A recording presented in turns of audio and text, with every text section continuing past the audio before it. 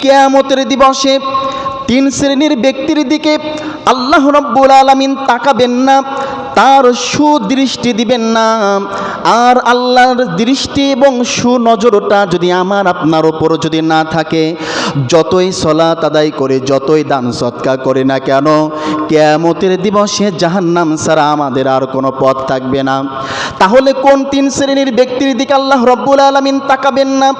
প্রথম নম্বর, পৃথিবীর ভিতরে যে সকল পুরুষ টাকনুর নিচে কাপড় পরে, ওই কাপড় পরার কারণে আল্লাহ রাব্বুল আলামিন তার দিকে তাকাবেন না, কারণ টাকনুর নিচে কাপড় পরাটা একটি অহংকার।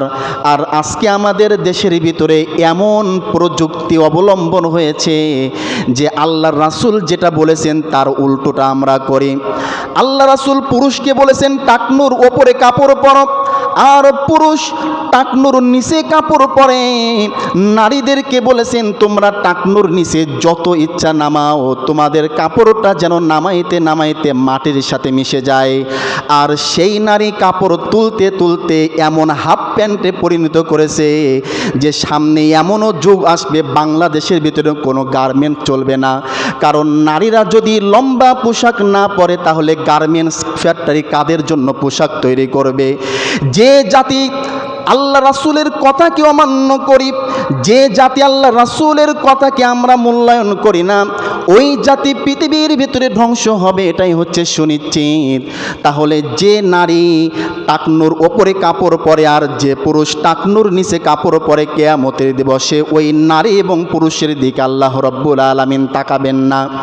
দ্বিতীয় নম্বর, পৃথিবীর ভিতরে যে ব্যক্তি মিথ্যা কথা বলে, মিথ্যা শপথ করে, মিথ্যা কথা বলে মানুষের অন্তরকে কলুষিত করে দেয়, ওই শ্রেণীর ব্যক্তির দিকে আল্লাহ রাব্বুল আলামিন তার সুদৃষ্টি দিবেন না। আর তৃতীয় নম্বর, পৃথিবীর ভেতরে যারা মানুষকে উপকার করে খোঁটা দেয়, এই ব্যক্তির দিকে আল্লাহ রাব্বুল আলামিন কিয়ামতের দিবসে তাকাবেন না।